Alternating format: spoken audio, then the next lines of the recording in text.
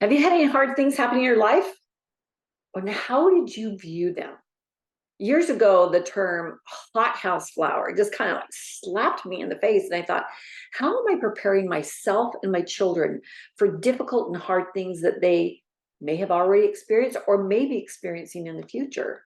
A hothouse flower is a plant that isn't hardy enough to just grow under natural conditions. And it has to be inside in a place where it can be pampered and grown, kind of like a greenhouse or a hothouse.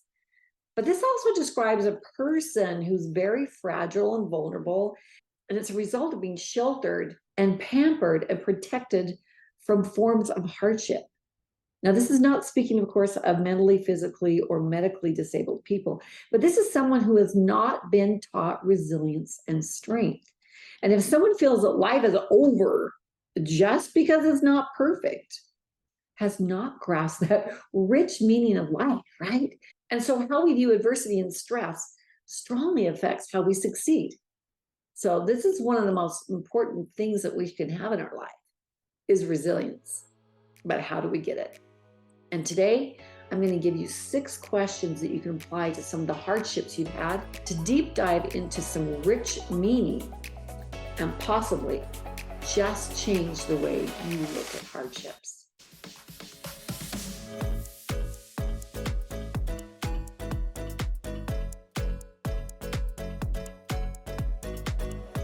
About 10 years ago, we had in my area what I would say was gale force, hurricane force winds. Now, you have to realize that we don't have lots of winds. We have earthquakes that come through, but not winds of this force. Yeah, they get up to 45 miles an hour, or maybe 50 or 60, but this time it was unreal. In fact, they were saying, everybody stay inside, keep your animals, children, everyone inside. Swing sets were flying all over. And it was one of those nights when the windows just shook. And I thought at any time, it's going to blow out the glass. It was a crazy night. And in the morning, when it had all stopped and we were able to go outside and kind of look around, it was utter destruction. But the interesting thing is there were several golf courses in my area, and all the pine trees had like toppled over. They were all on the ground. When you look at it like this, here's the root system. The root system was all up in the air. It was crazy. And then now came weeks and weeks of trying to shovel out and all the different trees that were all over. And even one Sunday, I remember they came around and said, okay, everybody bring your chainsaws, bring your trailers, put on your gloves and everything. We are going to do a massive cleanup. It was crazy. Never had we experienced something like that. Well, guess what? 7 years later, another one came back just as horrible, maybe a little bit different this time, but it was gale force. Now, at this time, I had a horse about 15 minutes from my home. And I woke up in the morning and the wind was just whipping. I thought, we've got to get down to the horse. So I put my 2 dogs in the car. We got in there and started driving out. And I realized, I think I was the only person on the street. It was not wise to be out, but I thought, I've got a horse that's in like a little enclosed paddock area. There's a herd of horses right next to him that can run. And if they're fearful, they run around and they can get some of their anxiety out. But my horse was going to be trapped in this little teeny pen. And I knew he would be freaked out. So we forged ahead and my car was being pushed to the side as the wind was blowing us. And I thought, I don't know if this is wise that we're out here, but I'm going forward. And as I would stop at an intersection, there would be trees blowing by. And I'm like, oh my gosh. And of course, garbage cans were flying everywhere. Anything that was loose was now airborne. It was nuts. When I got back down to the little barn, I could see we had some problems. We had made under this metal carport this cute little tiny mini barn made out of particle board. And the area that was his stall was open in the upper part, but I had put corrugated plastic around it so he could see out, but it would be a good windshield for him for the winter. Being that he was a hot weather horse, that had been transplanted to a snow area. We wanted to give him some extra shelter, but I could see right away we had some problems because that plastic had just shattered. When the wind got underneath it, it was just shards of plastic everywhere. And I could see my horse just thrashing his head inside of his stall. And I thought, oh my gosh, I've got to get to him. I left my dogs in the car. As I got out of the car, it took me everything just to push the door. And I got to the fence and I grabbed hold of it. And I was just pulling myself to get there. The wind was so crazy. And as I got to my horse, I could see that some of the shards were like lodged in his back. So I was pulling shards out, trying to calm him down. I brought him around to a little area where there was a little bit of a windbreak. And then I was picking up a lot of the big plastic pieces, fed him, and realized this is crazy. I got to get home. I opened up the little tack room, and the back of the tack room had blown out, and there was things everywhere. This was madness. So I made sure he was okay. I knew I was going to have to come back and dress some of his wounds a little bit. And I got back in the car. Well, this time, the 15-minute road that took us home was no longer available because now power lines were down. Big, huge trees were crossing the road. I couldn't get through there. I had to maneuver through different neighborhoods, places I had never been before. And an hour and a half later, I arrived at home. Well, here's the difference in this storm. And I learned some incredible lessons. One, it wasn't just the pine trees that went down. This time it was those big, huge trees that had withstood that windstorm from 7 years ago. And now they were down. But here's the difference. We always got winds from the north and from the west. And even when I made that little barn, I put a protection up on the north side and on the west side. Those trees that had resisted the 7 years prior had been pressed into the northwest. And this time they were surprised because the wind came from the east, came from a totally different direction and pushed them over instead of them leaning into it. The second thing I learned was that those that were downed were the ones that had been given bounteous water. They were like in cultivated areas or next to lakes or ditches or canals. And their roots had not had to dig down really hard to find the water. They were on the surface and they didn't have to work for it. And those were the ones toppled down. And the reason I tell you this is that we know that from watching trees in the wind, that those that are flexible are the ones that survive the winds. Those are the ones that stand. But even those ones that were huge and big that had stood for 50, 60 years now had been challenged because the wind came from a direction they did not anticipate. And so it is with our life. It happens that we get challenges that come from a very different direction than what we are anticipating. And it depends on us to be resilient and flexible to be able to make through that proverbial windstorm. So how did you view those hard things that came into your life? When you look at yourself, would you think of yourself as a highly resilient person, or on a scale of highly resilient to maybe a little bit of hothouse? Where do you fit in that little gauge? I have to tell you, in some things, I am a hothouse flower. And I'm having to evaluate, whoa, how can I become a little more resilient there? But we don't gain resilience by not pushing up against something. When we're trying to get strength at a gym, we don't get strong just by sitting on the outskirts watching people lifting weights. It's that push and that pull, it's that resistance that helps us endure and build that muscle. Just like those trees were resisting against the wind for all those years. And so we may come up against some really hard things, even seemingly brutal things in our life, and we may look at the universe and say, are you trying to take me down? Why is this happening to me? But I can tell you, windstorm after windstorm fortified those trees that stood for the longest time.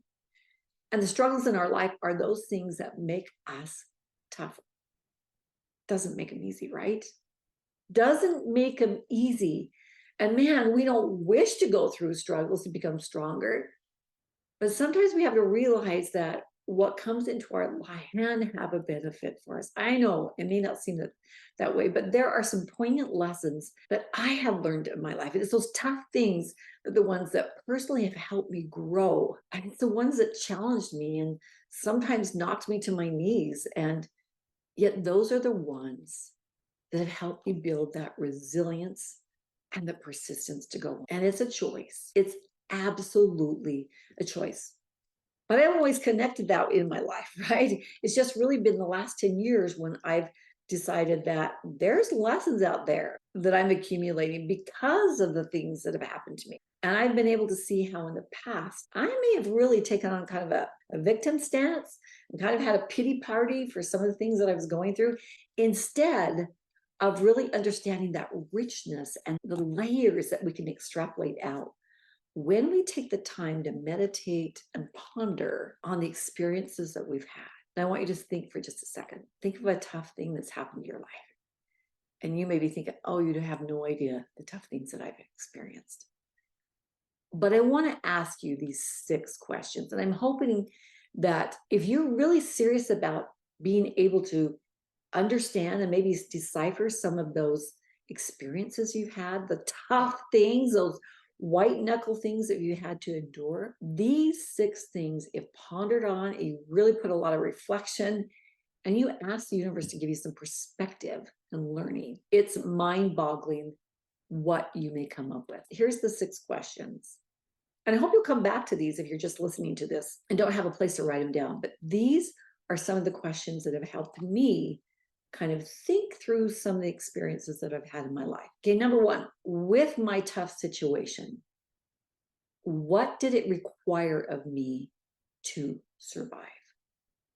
With my tough situation, what did that require of me to survive? What did I have to bring out to be able to endure? What was the good and what was the bad? Second question, what help could I have used during that time? What did I wish had come to me? What do I wish people would have noticed, or who could have helped me, or what could have helped me? What help could I have used during that time? Question number 3, what positive attitude has now been instilled in me that I may not have developed had I not gone through that? What positive attribute do I now have? Question 4, what do I need to let go of that no longer serves me regarding this? Yeah, times when I had this victim mentality, but what is not serving me now by holding on to it? What do I need to change? What do I need to let go of? Question number 5, in what ways am I now prepared to help others that may be experiencing similar things? How can I now turn around and help that person that's going through some very similar experiences? And number 6, what can I learn about this experience? And what is it preparing me for? What is this experience preparing me for? When I think about resilience, the movie that comes to mind is Unbroken. And it's that movie that's based on the Olympic runner who then enlists military and is lost at sea. And it's just one story after another about resilience. If you have not seen it, it is A to C when you're talking about resilience. And he has to go beyond discrimination. He has to work hard to become an Olympic runner. He has to survive some crazy things. And I'm not going to talk about all of it. That would be a spoiler. But I think of that kind of resilience that he had, took courage and fortitude and a willingness to persevere. And you've probably had those kinds of experiences, whether on a small scale or a huge scale. But I think there's a really critical piece that the trees taught me about resilience, and that's the flexibility. It's about that mindset of not being fixed, that everything has to stay right here. And we have that tendency, especially when we've been hurt, that we don't go out of flexibility. We don't know, I want to stay right here in this safety zone. But what those trees taught me was that those who were the most flexible and were grounded down in their roots that they had some things that they had to go through, that they had to stretch and really get down in there. They were rooted. And then when those winds came, they were resilient and flexible. They were unbroken. When we have a flexible mindset, we can flow with some things. We can see things from a different direction. We can get a perspective that we may not be focusing on right now, but we may be able to see tragedy or misfortune or something difficult that we had to muscle through as maybe a learning tool. But as we recognize that failing is part of learning, it's critical to fail, then we get into the flow and we start to learn resilience, because we get up again and we get up again and we learn from that. And we become curious and we put on that detective hat and go, okay, help me understand why I went through that. Go back and apply those 6 questions, because they have a real power in them. And sometimes the setbacks in our life, those experiences, are really setting us up to have the skills that we're going to need for the future. Now, let me repeat that. Your life experiences are not wasted. They are setting you up to have the skills you need for the future. Life is really a classroom lab that we are experimenting in, and we are getting these skills and experience. I know some teens have said to me, I don't need trigonometry and I don't need geometry, and I don't know why I have to learn these things in school. I'm never going to use this. And I'm like, well, wait, maybe you're going to be happy that you took trigonometry, because first of all, it may be an industry you're going in. Second of all, it's maybe expanded your brain and your mind in a way that you needed to be able to now learn a different skill. So life experiences are never wasted. I spent 3 years taking care of a family horse. And for a little while, he was in the door stall, and then I'd take him out in the mornings. And one day I did something not smart, and it was a total accident. As he was reaching his head over the wrought iron 12-foot long stall gate, I was throwing on his rope halter, and I accidentally got the rope under the top bar, and I tied him to the bar. When he pulled back and realized he was tethered, he freaked out, and his hoofs were going as fast as they could. He was thundering, and I was the only one in the barn. And I was like, oh my gosh, what am I going to do? If he pulls up too far, he's going to pull that wrought iron gate off, and then he's going to break his neck. He's going to kill me. And all of a sudden I heard, lower your energy. And I went, and he stopped thundering. And I quickly started to try to see if I could get his thing undone. And all of a sudden he started thundering again. And all of a sudden I heard, lower your energy. And I was like, and the minute I would lower my energy, he would lower his. And then I was trying again, and that knot was so tight. And then he thundered again. And I was like, we are going to die. And I heard again, lower your energy. And I just, and then I remembered I had scissors across the aisleway in a box. And I was backing up saying, you're okay. It's okay. And still keeping an eye on him, got the scissors out, came over and cut his halter off. And then he was fine. And I threw him some hay. I'd ripped open my hand, and in the meantime, trying to keep that grate from popping off its hinge. And I just thought, I am going to get the worst horse owner award of the year. That was not smart. Now, did I learn things from that? Oh my gosh, I learned a ton from that. And I thought, there are so many things I need to pay attention to when I'm around my horse. Well, I didn't know that 10 months later, that experience was preparing me for something different, without going into a lot of detail. But I found myself at one point thrown up against a door jamb, and a teenager or young adult age male had my left arm pinned with his right arm. And in his left hand, he had a knife to my throat. Now, I had a right hand free. And if I'd known jujitsu was something, I could have deflected that knife and got maybe knocked to the floor. Who knows what? But instinctually, I lowered my energy. I even relaxed my left arm. And that knife went down. And then it came back up again. Again, I lowered my energy. And I just started sending good heart energy to this kid. Just love and appreciation. And I think words were coming out, and I don't even know what I was saying to him. The knife went down. Just as soon, it went up a third time again. And I did the same thing. I just relaxed, gave heart energy, and lowered my energy, and was just sending him good heart energy. The knife came down and he ran away. Who knew that that experience with my horse was going to prepare me for a time when I would need that again? Life's experiences are preparing us for skills that we will need in the future. Life experiences are not wasted. Now, I ask you to go back on those tough things that you had to muscle through, that you had to have resilience, that you had to endure through, and answer those 6 questions. Because I can guarantee you that you will find some gems in there where you'll be going, oh my gosh, I had no idea that this is the attribute the universe is trying to help me develop. I had no idea that that would give me the fortitude to be able to survive this thing that came down.